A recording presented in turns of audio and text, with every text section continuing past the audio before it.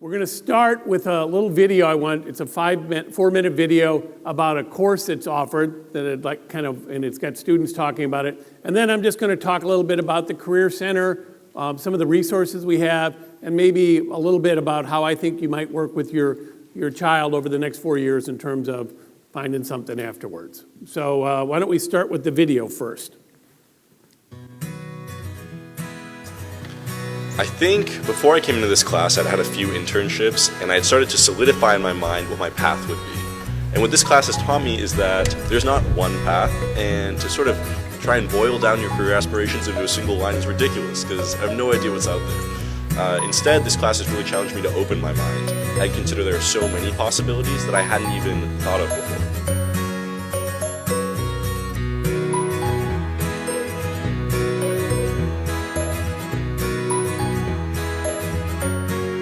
So I'm an art sci major in math, and I never really had any background in business at all, but I kind of started to think that I wanted to go into business, and I found this class, and it was a great basis for a bunch of different topics like accounting, communications, problem solving, career services, etc.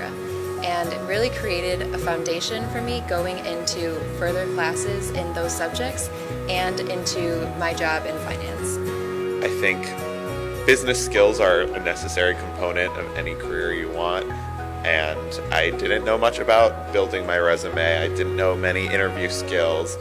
I didn't have tons of public speaking practice, and these are all concepts that are fundamental in any job you may have, but are often overlooked in the curricula of other classes I've been taking. And that was one thing that I found really valuable for me taking this class, and one thing that I think will carry me forward. I think when I first came into this class, I thought that I was pigeonholed into being an architect because of my major, but this class really opened up my eyes to other fields that I could really pursue, especially with the occupational dreams exercise that we did in the beginning of the year, or at the beginning of the semester.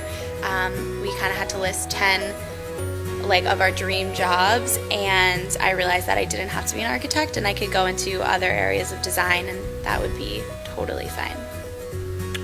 I will rate this class a 9 because of all the cool things that we learn about and all the cool activities that we get to do. My favorite is the one where we worked as a team in a simulation to try to climb to the top of Mount Everest. And I thought that was a lot of fun.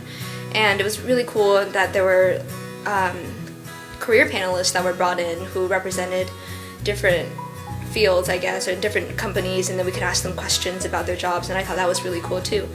And the only reason I don't give it a 10 is because that students are expected to participate in class, and for me that's definitely out of my comfort zone, but that's not necessarily a bad thing. I would definitely recommend this class to another WashU student. I think it really gives a good grasp of your career goals and what you want to do in life, and I think that's a really important thing to have in college, because just looking, just spending time and looking for careers online or looking for things you want to do is really important. And it's a very practical class to help you understand yourself better. So Management 200 is a class that's unique in the sense that everyone is in the same boat. We're all unfamiliar with the business world. And that sets up a very cool environment because we're all put out of our comfort zones. I would give this class a 10. I really, really enjoyed it. Also, it was kind of happening at a good time in my life because I was searching for a summer job, and having to do all the informational interviews really helped me kind of propel my job search. So I'm really actually grateful for this class for helping me with so many communication skills and interview skills that actually helped me get a job. So that's why I would give it a 10. I absolutely recommend my fellow students take this class, especially those without a business background. I realized that business is a series of conversations, and before I took this class, I didn't really have the vocabulary to be able to engage in many of those conversations, be it with team members or about a balance sheet or data. Developing that vocabulary and those competencies through this class has been invaluable, and I think everyone could benefit from it.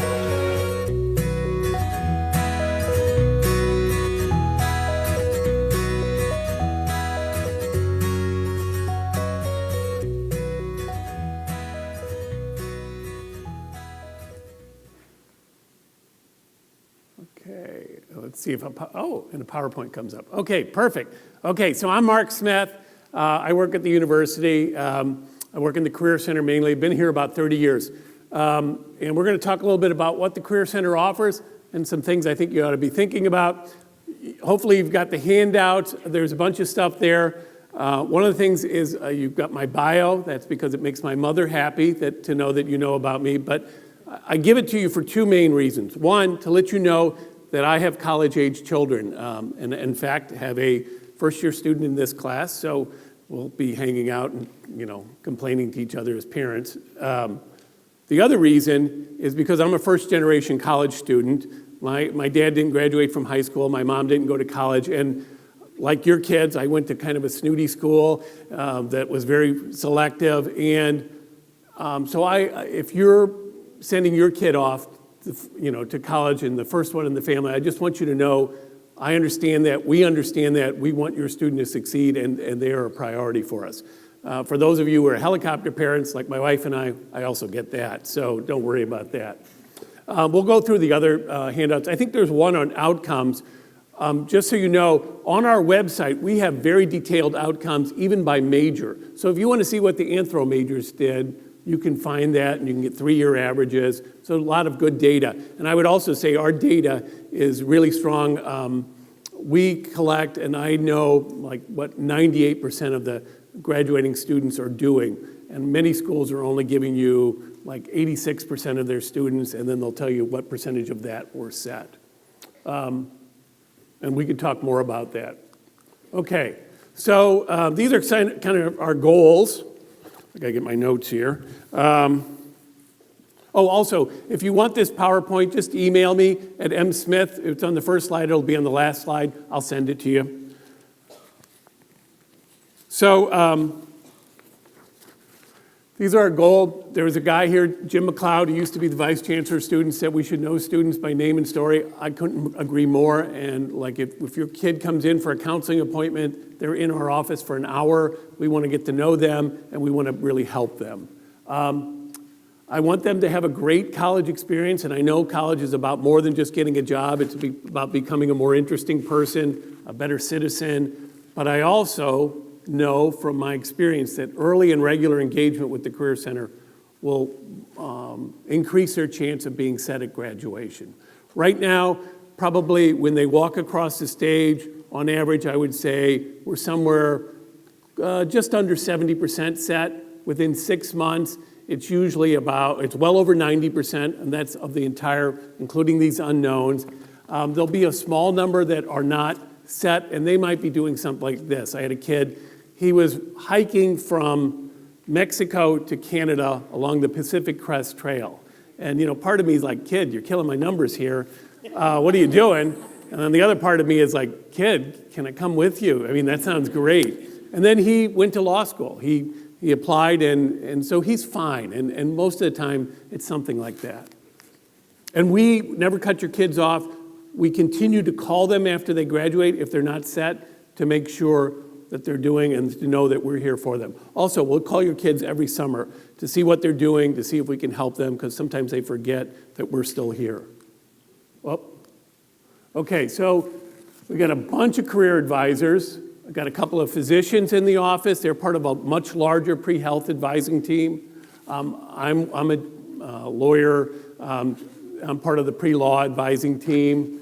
I got a licensed architect. I got a couple of engineers, actually, a bunch of masters, PhDs. Jim Burney, who was one of the guys you saw in that video, he used to run the MBA Career Center at the Wharton School. He knows all about business. And so we've got a lot of expertise in the office. So we've got people who are good if your kid doesn't know what they want to do, and that's most kids. But we also have expertise if your kid has a specific interest area. We also offer individualized assessment. You can do some testing, but I also think just kind of coming in and talking to us about what you're interested in is a good use of your time. Let me move my page here. So with we also do like resume and LinkedIn profile stuff, kind of standard stuff. They can come in any day without an appointment and just the front desk and say, hey, anything from, will you look at my resume and help me fix it, to, I don't have a resume at all, I don't know how to get started, can you help me? We can do that for them. We also do mock interviews, including things like case interviews if they're interested in consulting, tech interviews, like if they want to go to Silicon Valley, but just regular interviews too. And we also, as I mentioned, do graduate school prep and coaching, so they can come in and kind of do one-stop shopping. With the advisors, we don't assign them advisor. They can come in and see anyone. They can see the same person. They can switch. When your kid comes in, as soon as they swipe in at the front desk, they say, I have an appointment, they swipe in. If the appointment's with me, I get an email that says, John Smith's waiting for you.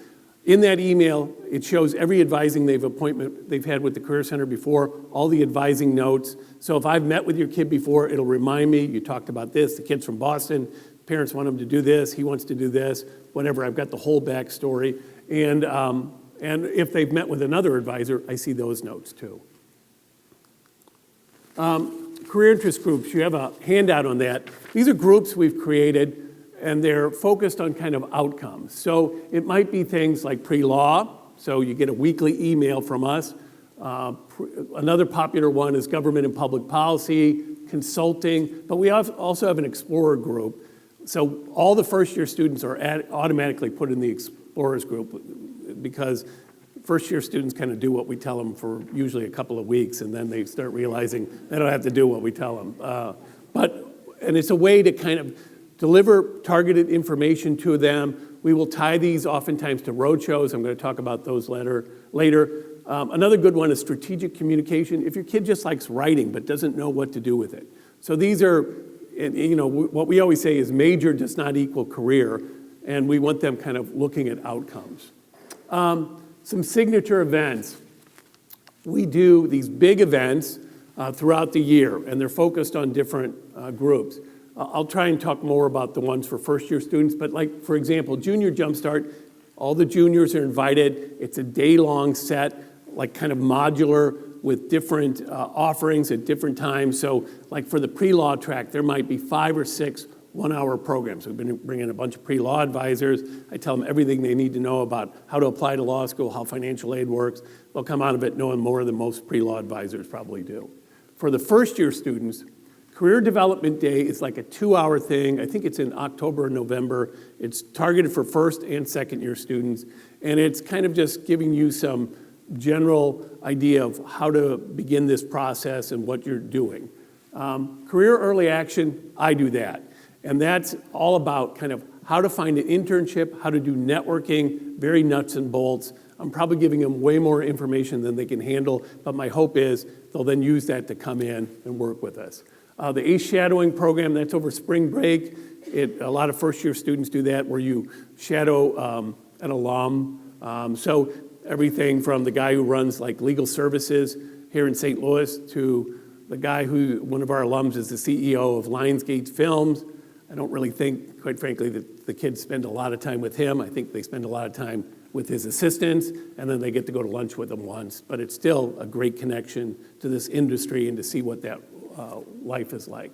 And then we have lots of skill building workshops. Management 200, that was the film you saw. That is a class that's open to anyone but a business school student. The business school has their own courses that are specifically for their students looking for career stuff. But this is a great one, like for an engineer or arts and sciences students. They learn the career parts of it, but they also learn how to read basic financial statements, how to read a profit and loss statement. Learn some of that language. They learn how to make a decision with quantitative data. They learn how to do presentations and how to communicate in writing and orally in more of a business setting. So I think they're really great courses. But we have lots of stuff, and we're emailing your kids a lot of the time to try and get them in. They'll probably complain about how many emails they get from us. Success Stories is a little, it's on our website. It's where students will talk about what they did over the summer. And they'll talk about everything from here's how I got the job to here's what I did, here's what I liked about it. Students can search it, so if you wanted to put in like Spanish, I was doing that with a kid the other day, you can find kids who both majored in Spanish, but kids who maybe use Spanish somehow in their internship. Excuse me. So it's a great way to get them to kind of network with each other. So the first and second year students might reach out to a junior or a senior to say, I saw you worked at the ACLU. I'd like to do that.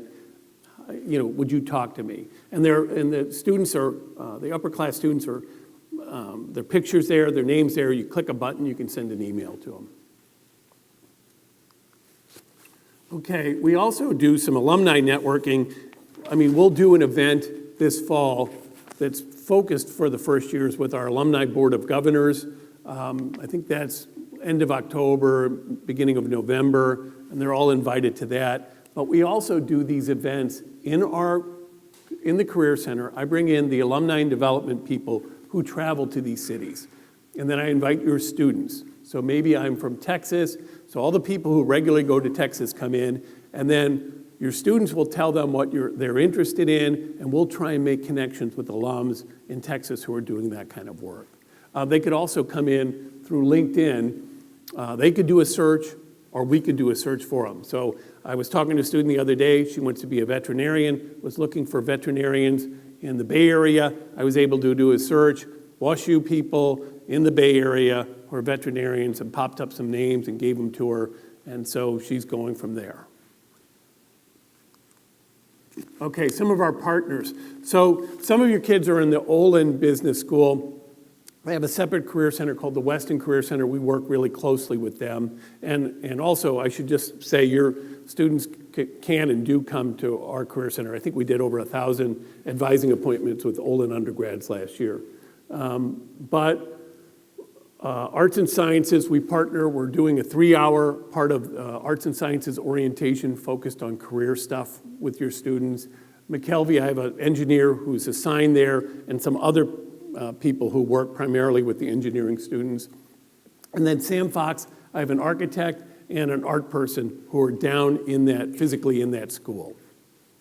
We work with student groups, maybe like the consulting group, lots of different groups. Alumni and Development, I kind of mentioned some of that.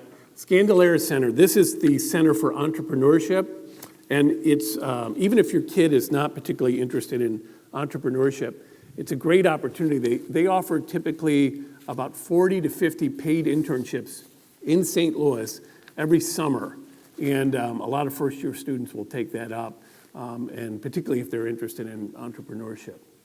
The Office of Undergraduate Research, that is an office if your kid is interested in research. They collect opportunities.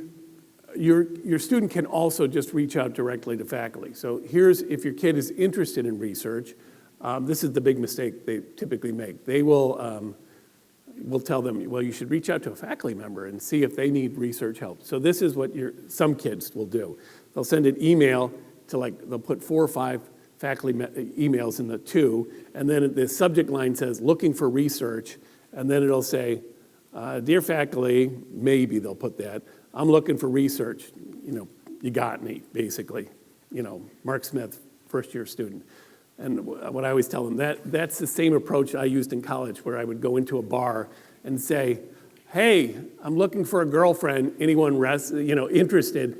That's a dog loser approach, I know from personal experience, and it's also the same way with the faculty. What they need to do is kind of target some faculty members who are doing things they're interested in, where they have some overlap perhaps, and say, suck up a little bit and say, dear Professor Jones, I'm interested in learning more about your research on XYZ. I read this article, all they have to do is skim it. And I'm interested because of this. Could I talk to you more about your research? I'd be particularly interested if there are ways I could get involved. That is much more likely to work, showing that you're interested. The Gephardt Institute, that is for civic engagement, and they have something called the Civic Scholars Program, where your students can apply, and then they get funding of like $5,000 for projects over the summer. It's a great program. And so if you've got a kid who's really into that kind of stuff, I'd encourage them to get involved with Gephardt. And we work closely with all these groups. Okay, let's see what we got next. Okay, employer engagement. We have what you might expect. Lots of employers coming on campus to do interviews.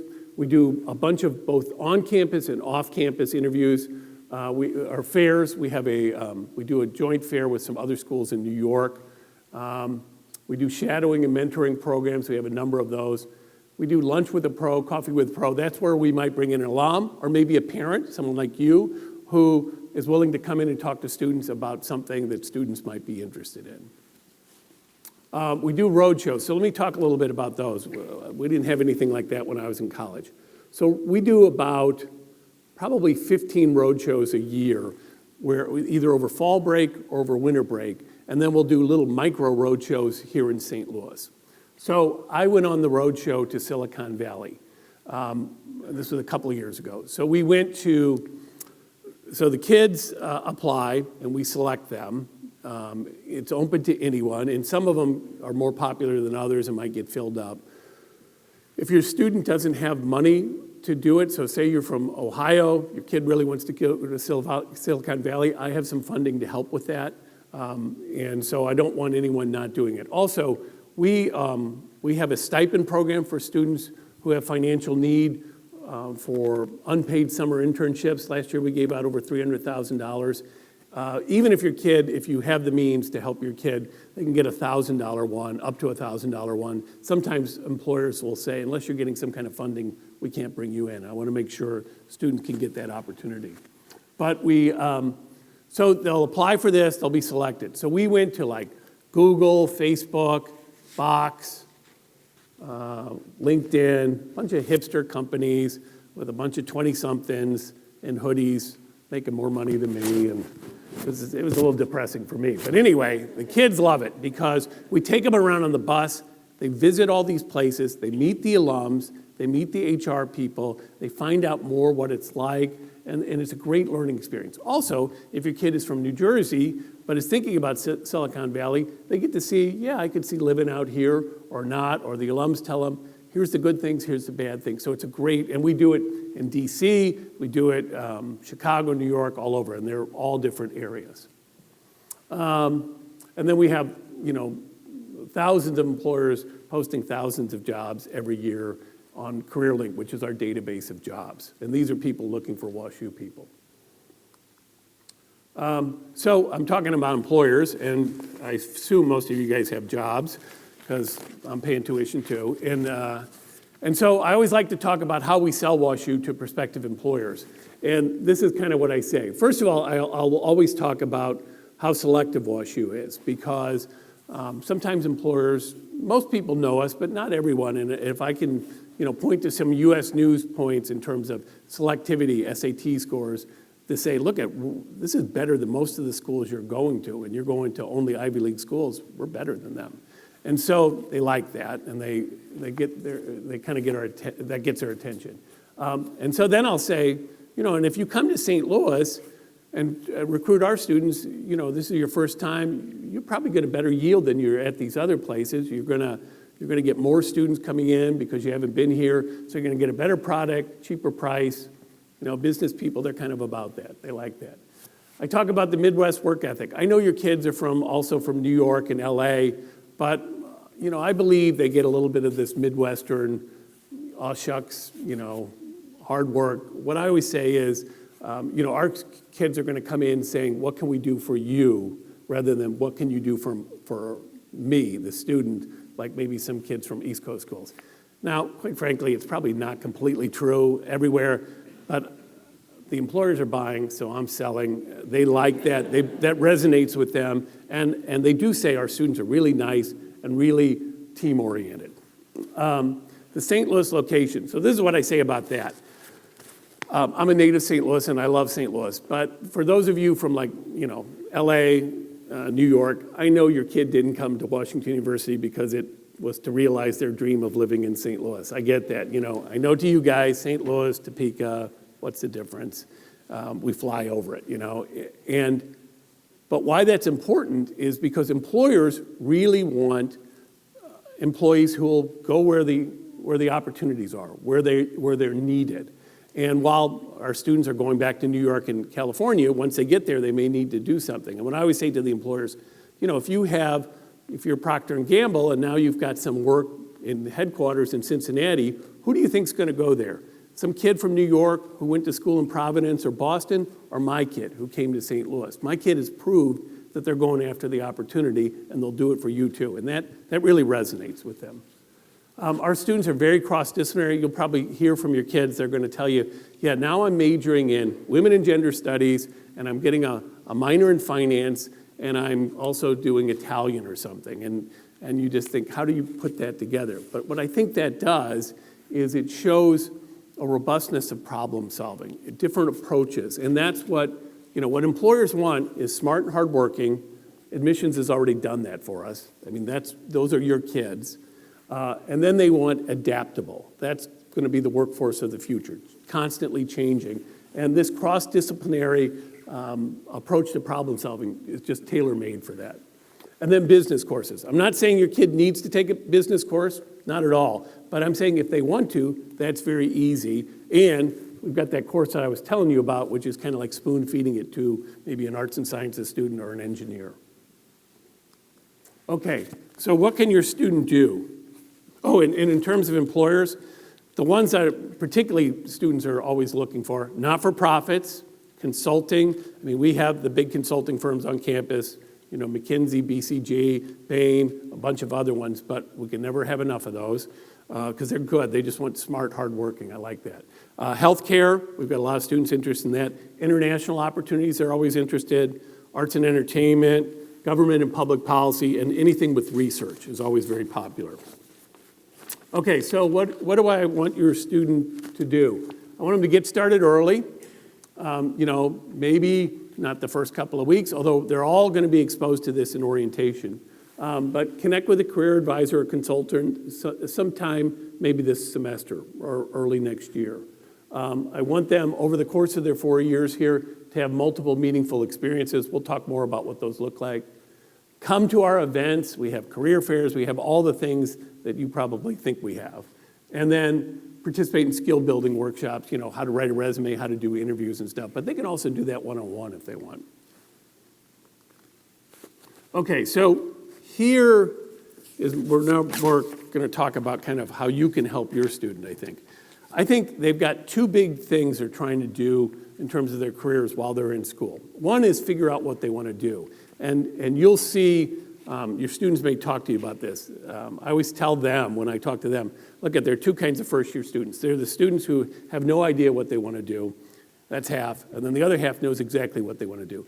I'm going to major in biochemistry. I'm going to go to medical school. They'll tell you which medical school. I'm going to do this fellowship. Then I'm going to do this residency. Then I'm going to be an orthopedic surgeon. But I'm only going to do L3 and L4 because that's what my passion is. And you want to say, kid, you're 18. Really?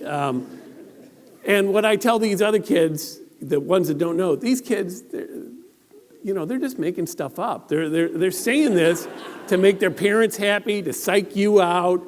They're all going to change, and that's normal. You're not supposed to know what you're going to do.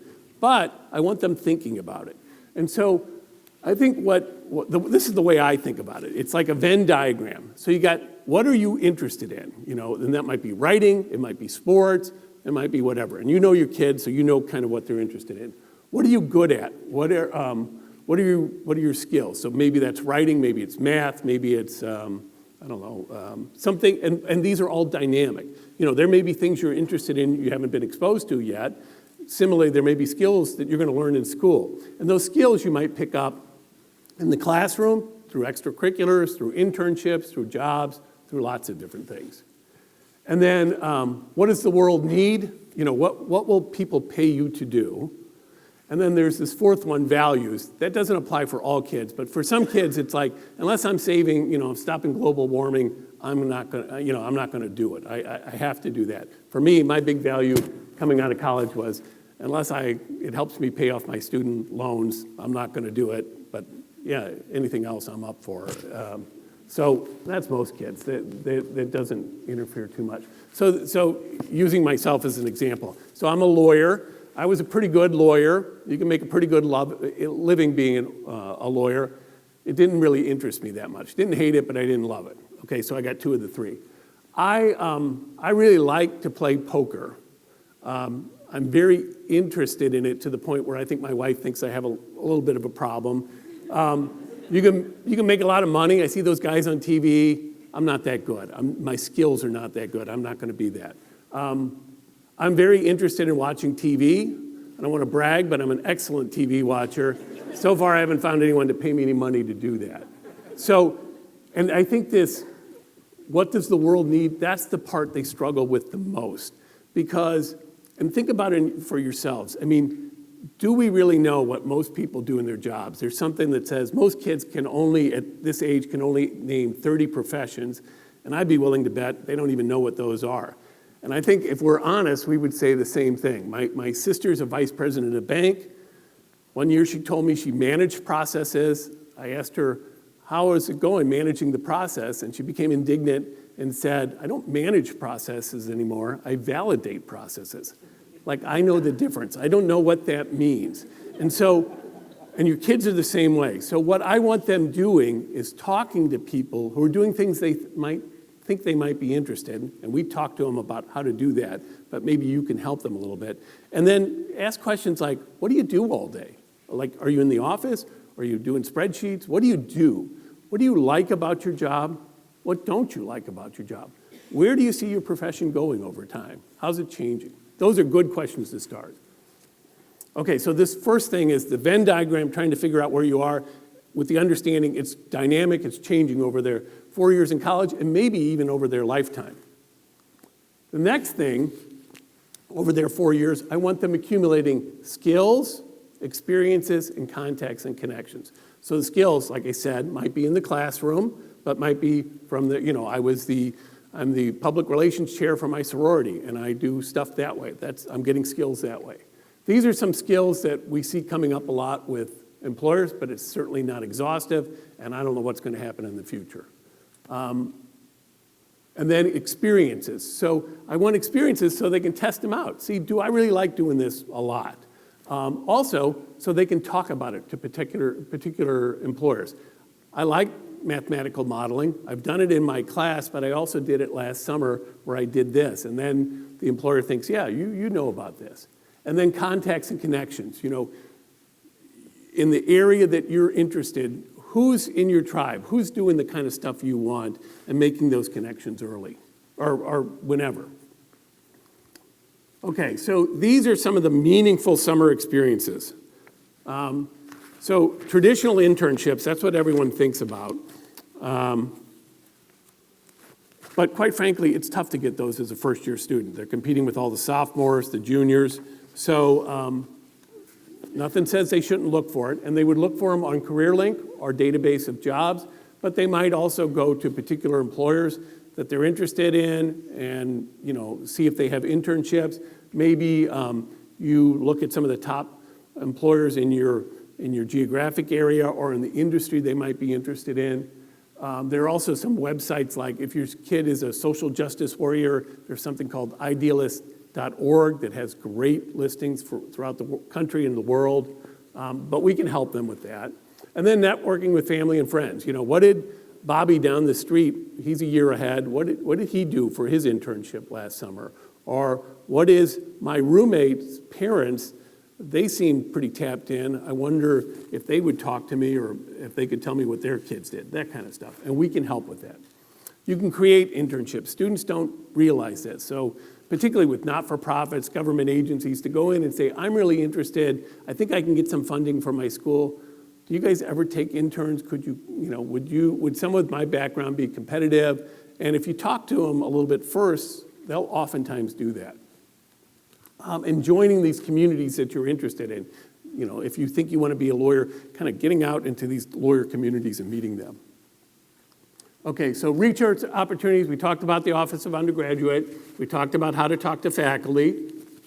And then just networking with people who are doing research. There's lots of opportunities here around WashU.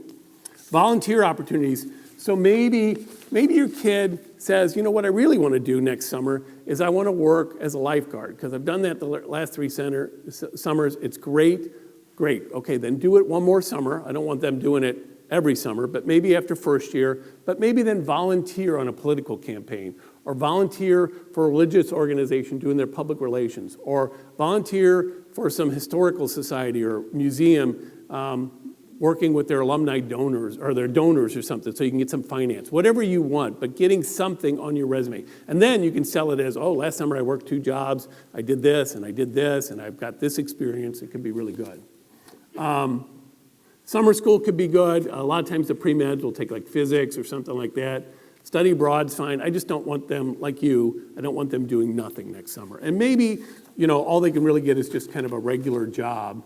But that's okay, but then have them coming in to kind of try and get things more set up after a sophomore or junior year. Okay, so what can parents do? Like I said, you know your kids better than anyone. Helping them identify their strengths and interests, because a lot of times our kids will say, well, I'm not good at anything. I don't really like anything. And you can say, no, you're really good at this, or you really seem to light up when you're doing this, and helping them think about that. Helping them think expansively about options. They don't know. And I realize, like I said, even though I kind of do this for a living, I still don't know what most people do in jobs, but to say, well, if you're thinking about consulting, the guy down the street, Susie's mom from your lacrosse team, she's a consultant. I bet she'd talk to you. Or you told me about that person in the hallway down in Danforth Residential College, and she said she was a consultant. I bet she would talk to you, and we can help with that as well. Encourage them to come to my stuff. Help them set up a LinkedIn account. They'll know how to do that. But the power of LinkedIn doesn't come from creating an account and having people come to offer you an internship. It comes by being in there, connecting with people, and then doing searches. Help manage use of social media. I've added this in the last few years. Employers sometimes will check your kids' Facebook accounts or whatever they're using now, I don't even know. But even things like texting to friends, inappropriate things, just kind of remind your kid, anything on the internet goes to everyone. And what might be considered a little risque, off-color joke could be later viewed as racist or sexist and could keep them from a job or from law school or medical school. And we don't want that to happen, so we want them to be careful. Talking about summer experience, what are we going to do? If you've got a network, activated it. If you don't worry about it. We have a WashU network. They're part of that now, so they can do that. And then just encouraging them. Your kids have probably not failed a whole lot, and searching for internships and jobs, a lot of rejection. And that's hard for them to take. We'll talk more about that in a little bit. Some other things you can do, get involved. I'm always up for, if you've got hiring opportunities, come and talk to me. I'll put my email up, and I'll connect you with somebody on my employer relations team so we can create opportunities. We've got a bunch of networks for hiring, but this Hire a Bear program, that's our main thing. If you wanted to participate in the shadowing program or one of our mentoring programs, we'd love to have it.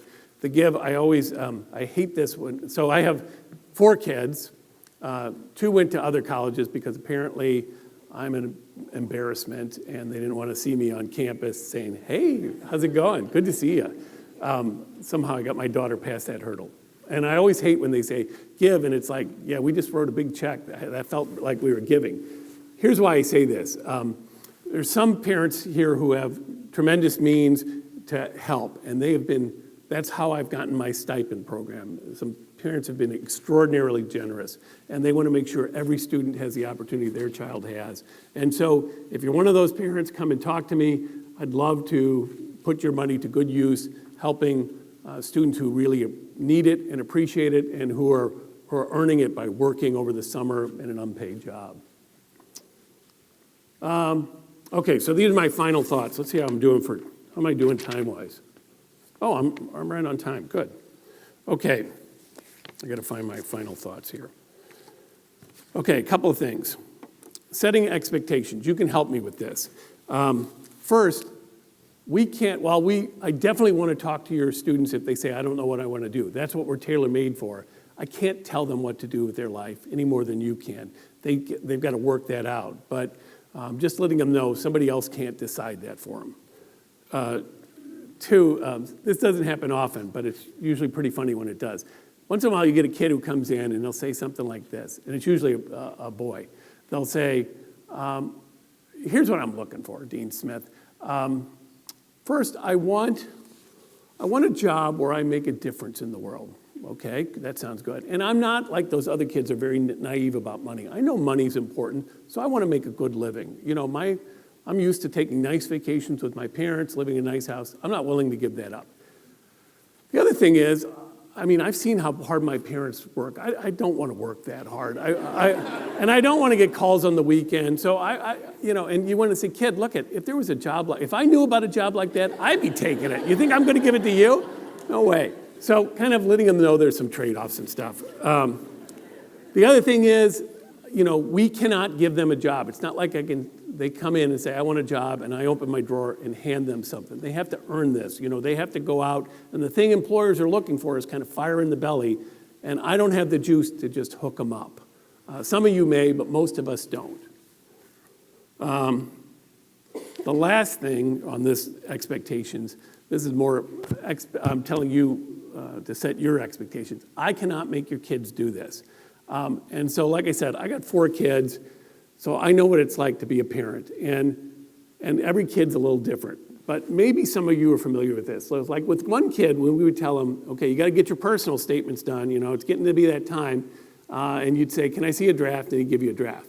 And then maybe another kid, let's call him Michael, you might say, Michael, how the personal statement's going? Great, Dad. Great. Can we see him? Well, I don't actually have anything on paper yet. So by definition, Michael, your personal statement is not great. By definition, your personal statement does not exist, you know? And so if they're telling you, I'm doing it, I'm great, I mean, probe a little bit, because sometimes they don't always do this. In terms of, you know, I'm a lawyer by training. I like to say I'm a lapsed lawyer. Here's what your kid might tell you, and here's how I want you to respond. You know, as a lawyer, you always anticipate the other side's argument. First, they're going to say, you know, I went into that career center. I talked to that Mark Smith. He's not nearly as funny as you said he was, and it was an hour of my time I'll never get back, complete waste of my time, and it was worthless. And so I'm done with them. Okay, don't accept that. I mean, if they came in and said, yeah, I went to first day of class, she said we're all going to get Fs, nothing I can do about it. You wouldn't be like, well, I guess you're getting an F. Okay, that's the way it goes. I mean, you would be, no, we can't, we're not doing that. And so come to me, have them come to me. Maybe they went to the wrong person, maybe we can get some better expertise, but, and if it's, you want to tell me, that's fine too. And I can reach out to your kid, or I can reach out to one of my counselors to have them reach out to your kid. What else do they say? They'll say, I can't go to the career center because I don't know what I want to do, so what's the point? And like I said, those are the kids we can help the most, the kids who have no idea what they want to do, getting them started on the process. They're going to say, you know, and I hear them saying this on the phone, and usually to the mom, Mom, God, you have no idea how busy I am, you know, with school and extracurriculars. And yeah, they're busy, but I've been on the South 40 on Friday and Saturday nights. Trust me, they got some spare time. They can make an hour for me to come in and at least get started on the process. Plus, we're around over winter break. They can call us, Skype us. We're around all summer. They can use us then. They can make time for us. The other thing they might say is, well, you know, I want to come back to Boise. He doesn't know anything about Boise. Or they might say, I'm interested in this little micro-specialized area, and he doesn't know anything about that. And they're right. I don't know anything about Boise. I don't know anything about this micro-specialized area. But what I do know is how to connect people in Boise or connect them to people who are doing this specialized area. And that's what we can do for them. So we don't need to know all about that. Paradigm shift. So here's how your kids think about looking for an internship or a job.